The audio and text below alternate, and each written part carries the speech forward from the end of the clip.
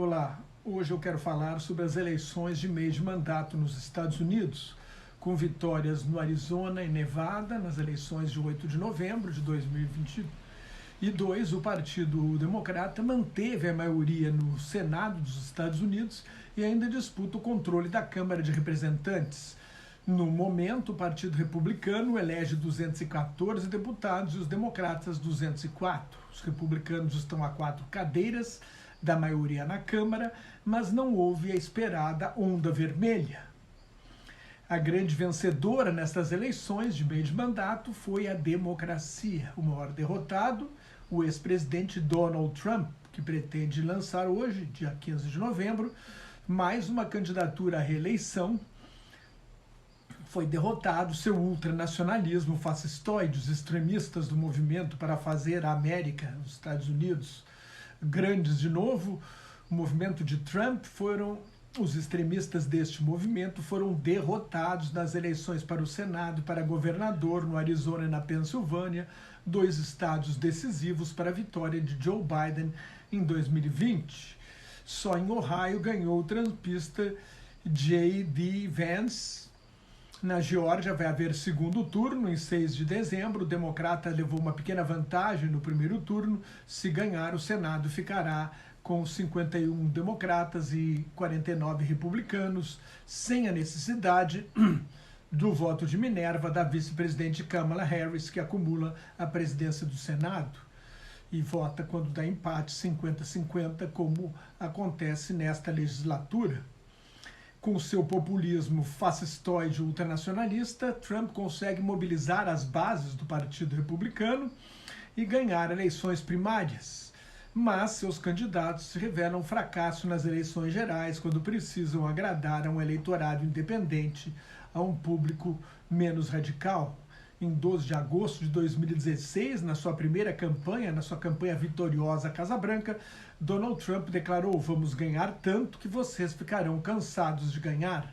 Mas perdeu as 3 últimas eleições como líder do Partido Republicano, inclusive a Casa Branca, 2 anos atrás, e até hoje alega ser vítima de fraude. Os candidatos que usaram esse discurso de que houve fraude perderam as eleições na maioria dos casos. E o Partido Republicano está cansado de perder com Donald Trump. Os candidatos para secretários de Estado, que são os organizadores das eleições nos estados, ganharam candidatos que acreditaram na lisura e na legitimidade da vitória de Biden, ou seja, que acreditaram na democracia americana.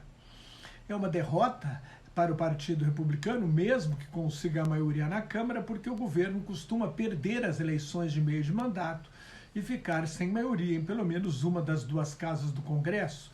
As 2 últimas vezes em que o presidente venceu as eleições de meio de mandato foram em 98, quando o eleitorado era contra o processo de impeachment de Bill Clinton, e a vez mais recente foi em 2002, quando o país estava sob o trauma dos atentados terroristas de 11 de setembro de 2001 e se uniu em torno do governo George Walker Bush.